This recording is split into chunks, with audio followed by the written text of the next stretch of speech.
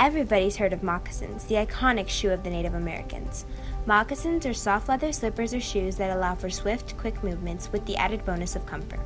This traditional footwear comes in many different varieties, mainly because all the different unique people who wore the shoes altered their appearance and style to best fit their own needs.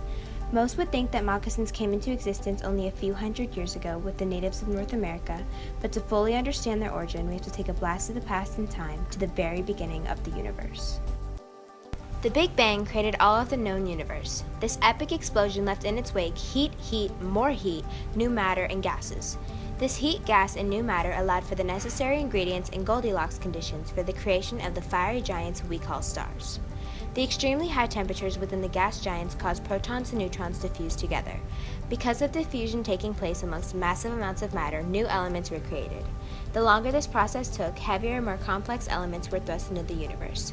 The new elements were created upon a perishing star's death. Bigger stars didn't have normal deaths, instead they turned into supernovas.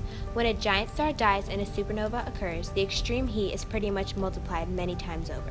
From these wondrous explosions come even heavier elements. These heavier elements were crucial to the formation of our dear solar system. Electromagnetic forces, gravity, weak nuclear force, and strong nuclear force.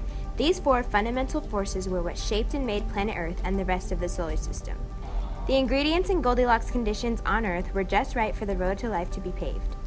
The appearance of early simple-celled organisms and bacteria proved the potential for more complex life forms to evolve and flourish.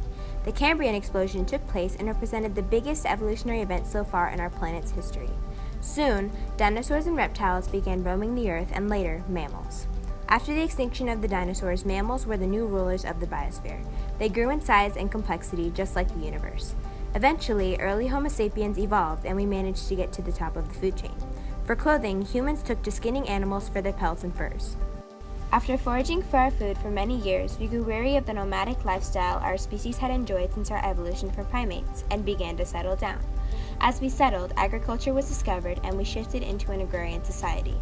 With food surpluses came spikes in population growth around the world. With bigger populations, there was more specialization among the workforce. Better craftsmanship could be put into things like footwear for the general public. Also, thanks to agriculture, we improved our efficiency by using animals not just for food, but essentially as a second workforce. We use cows for their leather and milk, not solely for beef.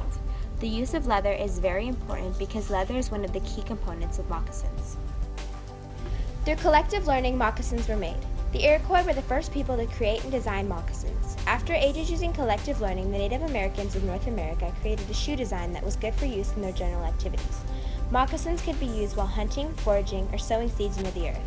Later, other tribes modified the moccasin to fit their needs. Different terrains may have called for an alteration to the design to stay comfortable and work well. Collective learning allowed for the alteration of the original moccasin so everyone could enjoy the leather delights.